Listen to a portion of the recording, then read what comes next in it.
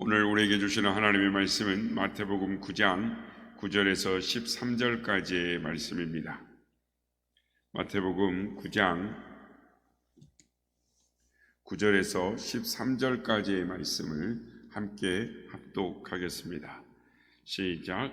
예수께서 그곳을 떠나 지나가시다가 마태라 하는 사람이 세관에 앉아 있는 것을 보시고 이르시되 나를 따르라 하시니 일어나 따르니라.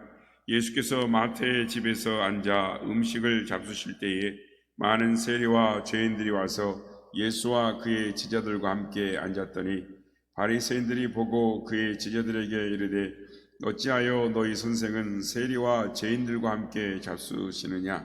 예수께서 들으시고 이르시되 건강한 자에게는 의사가 쓸데없고 병든 자에게라야 쓸데있느니라. 너희는 가서 내가 긍휼을 원하고 제사를 원하지 아니하노라 하신 뜻이 무엇인지 배우라. 나는 의인을 부르러 온 것이 아니요 죄인을 부르러 왔노라 하시니라. 아멘. 할렐루야. 오늘도 우리와 함께 하신 주님을 찬양합니다. 그리고 제자로 부름을 받은 마태의 변화된 삶과 같이 오늘도 우리 예배를 통해서 우리의 삶이, 우리의 심령이 변화되는 그런 은혜가 있기를 주의 이름으로 축복합니다. 오늘 본문은 예수님께서 이 마태를 부르신 사건입니다. 마태는 12사도, 즉 12제자 중에 한 사람이기 때문에 우리 그리스도인들에게 그 이름을 잘 압니다. 뿐만 아니라 또 신약 성경의 첫 번째 책인 마태복음을 마태가 기록했기 때문에 우리는 그리스도인들에게는 이 마태라는 이름은 너무나 잘 압니다. 오늘 이 시간에는 짧지만 이 마태가 어떤 사람이었는가를 살펴보므로 은혜를 나누고자 합니다. 그런데 마태가 어떤 사람이었는가를 자세히 아는 사람은 그렇게 많지가 않습니다. 성경에 마태에 대한 기록이 그렇게 많지 않기 때문입니다. 성경에 12제자 명단에 나오는 것 외에 단 두 가지 사건만이 마태에 대하여 기록을 하고 있기 때문입니다. 하나는 마태가 이 세관에서 세리로 일하고 있을 때 예수님이 마태를 부르셨다라는 사건과, 다른 하나는 마태가 예수님과 이 제자들 그리고 세리들, 그의 동료들과 또 죄인들이라고 취급당하고 있던 사람들을 초대해서 잔치를 베푼 사건입니다. 그래서 이 마태라는 인물을 알기 위해서는 좀 더 깊은 연구가 필요합니다. 그런데 마태를 조금 연구해 보면 이 인물에 대해서 알면 알수록 우리에게 기쁨이 있습니다. 그리고 우리에게 중요한 영적인 의미를 주고 있습니다. 마태의 원래 이름은 레이였습니다. 마가복음 2장을 보면 예수님께서 이 사람을 부르실 때 그 이름을 레이라라고 기록을 해놓고 있습니다. 그리고 바로 뒤 마가복음 3장에 보면 12제자의 이름을 기록해 놓고 있는데 그때는 이름을 마테라라고 기록을 해놓고 있습니다.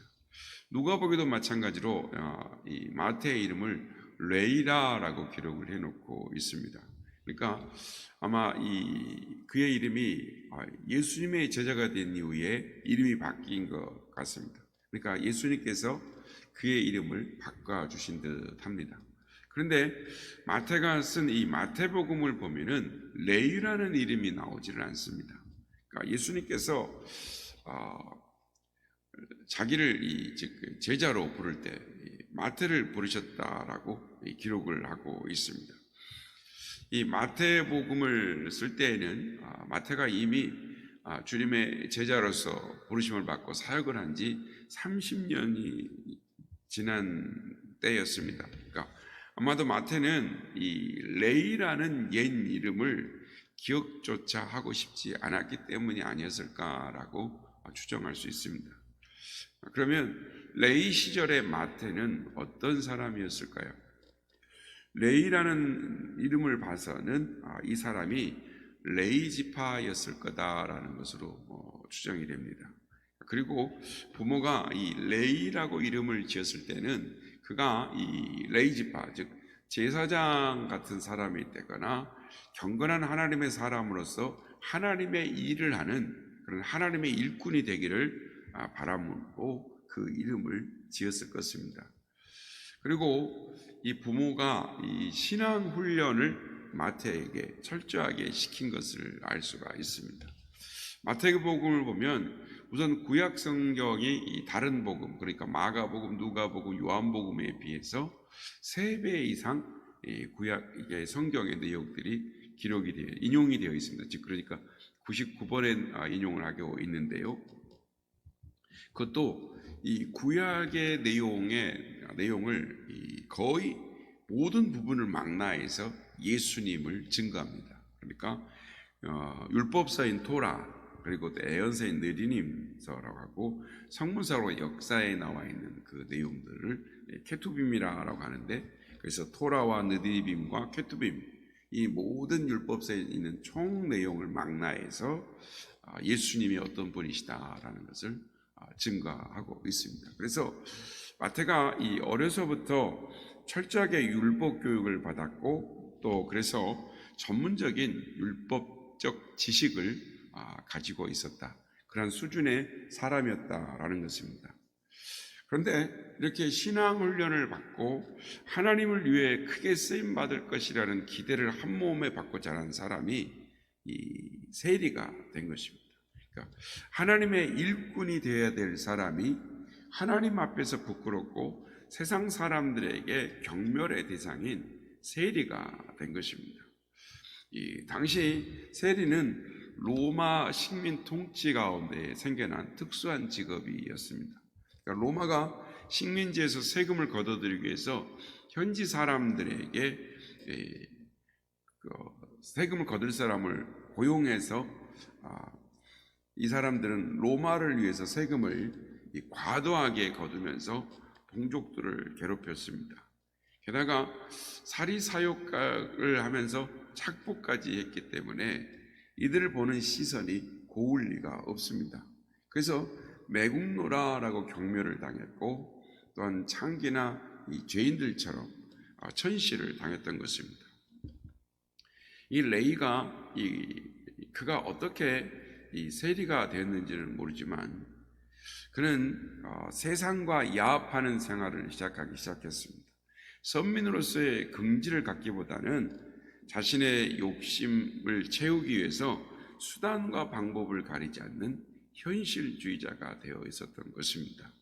자신의 사리사욕을 만족시키기 위해서 가버나움의 세간에 앉아서 이 동족의 고혈을 짜는 데에 있어서 아무런 이 양심의 가책도 느끼지 않던 레이가 이제는 회개한 이 마태로서 새 인생을 시작했던 것입니다.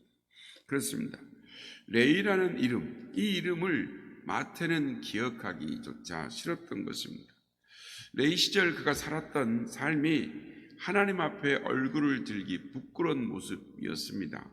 그리고 레이 시절 그가 마음속에서 겪어야 했던 그 고통, 자신이 바라는 대로 살지 못하는 내적인 고통, 그 자신의 삶의 이 고통을 다시는 기억하고 싶지 않았기 때문이었던 것으로 생각할 수 있습니다.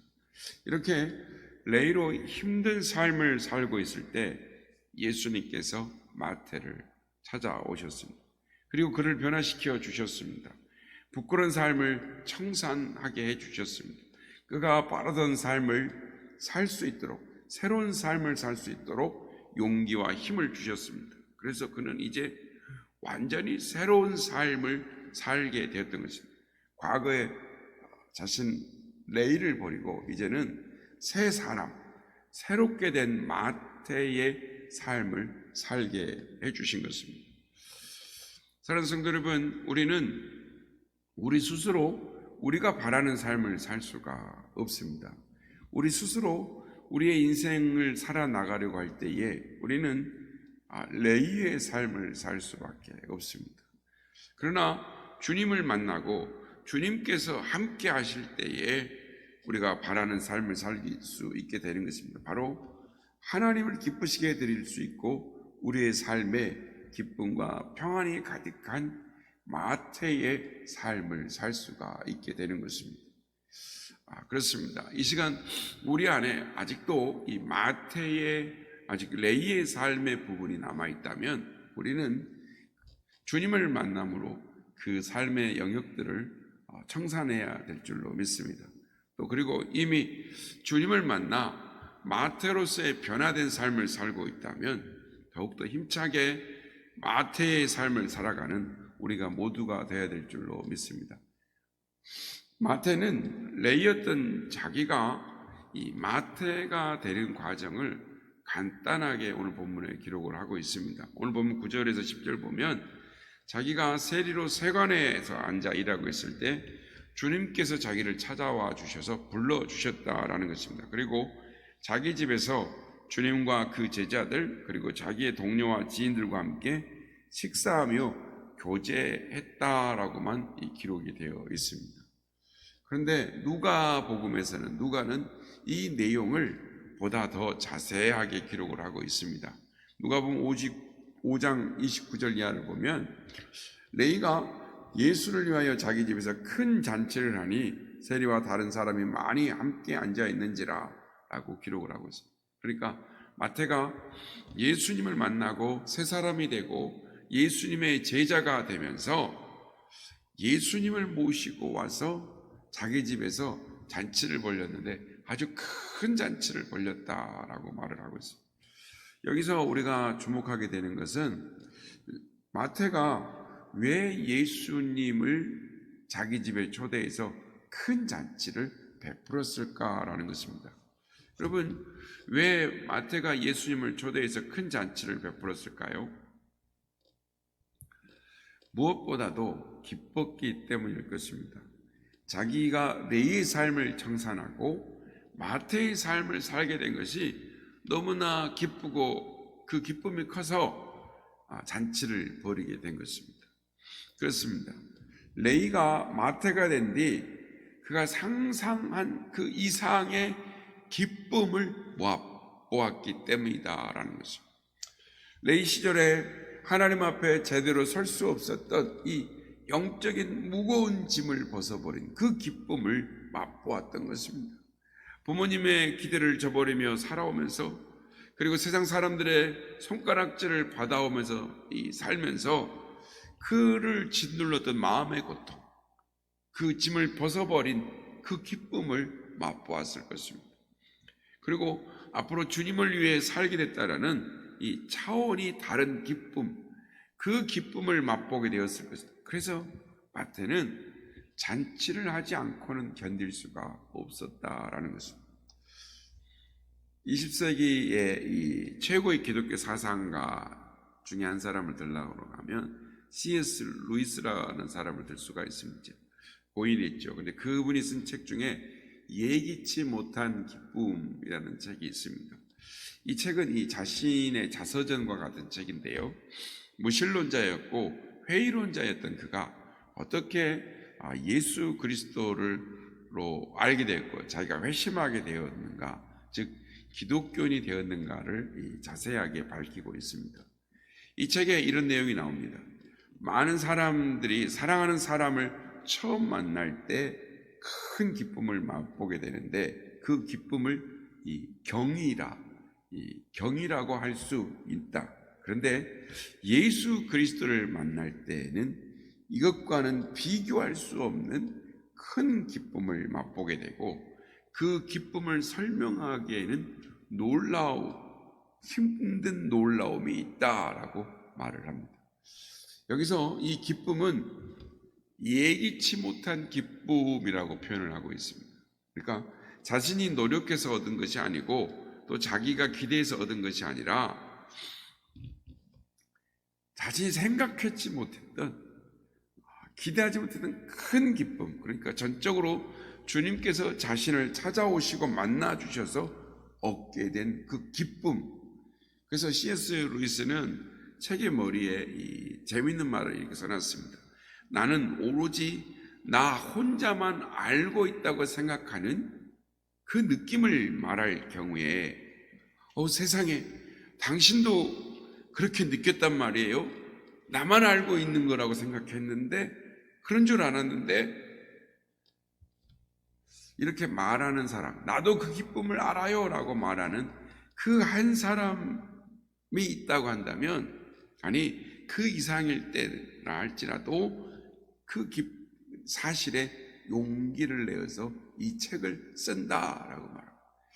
그러니까 마태가 잔치를 벌린 이유가 바로 이 예기치 못한 기쁨을 맛보았기 때문이다라는. 그래서 이 예기치 못한 기쁨은 이 C.S. 루이스도 맛보았을 뿐만 아니라 언제라도 또 그 누구라도 예수 그리스도를 인격적으로 만난 사람이라면 다 맛보는 기쁨이라는 거예요. 저도 그 기쁨을 맛보았고 여러분도 그 기쁨을 맛보았을 것입니다. 또한 이 마태는 이 겸손한 사람이라는 것을 알 수가 있습니다. 마태가 어떤 사람이냐? 마태는 자신이 기록한 이 마태복음 안에서 이 자신을 일컬어서 자칭 세리 마태라고 기록을 하고 있습니다. 그러니까 자신이 세리였다라는 것은 그 당시에 치욕스럽고 이 천시하는 호칭이었고, 심지어 로마 사람들에게도 로마의 개라고 호칭되어졌던, 불려졌던 그 마태, 아니 세리, 그 자신을 소개할 때 레이라는 이름은 안 썼지만 세리 마태라고 말을 하고 있는 것입니다. 그래서 마태는 사도가 되기 전에 가졌던 이 호칭을 감추기는커녕 오히려 자신을 나는 세리였습니다. 나는 그 다른 사람들의 경멸 받던 이 로마의 개라고 불렸던 그런 세리 마태였습니다. 자신이 세리였다라고 밝히고 있는 것입니다. 마태는 참 겸손한 사람이었다는 것을 알 수가 있습니다. 마지막으로 살펴볼 것은 이 마태의 말년입니다. 사도행전 1장 13절을 보면 이르시되 저희 요한은 다락에 올라가서 베드로와 요한과 야고보와 안드레와 및 빌립과 도마와 바돌레메와 마태와라고 이게 기록이 되어 있습니다. 그러니까 예수님께서 십자가에 처형을 당하신 이후에 극심한 핍박이 있어서 다들 도망갔을 때 마태는 예수님을 버리지 않고 예수님 말씀하신 대로 예루살렘을 떠나지 않고 아버지의 약속하신 것을 기다리고 있었습니다. 예수님의 제자 마태는 성령 충만함을 힘입고 더욱 새로워져서 능력 있는 사도로 이 복음을 전파하는 삶을 삽니다. 그래서 예수님은 왕이시다. 마태복음에 나오는 예수님은 왕이신 예수님인데 예수님은 왕이시고 우리의 주인이시다라는 것을 일평생 복음을 담대하게 전합니다.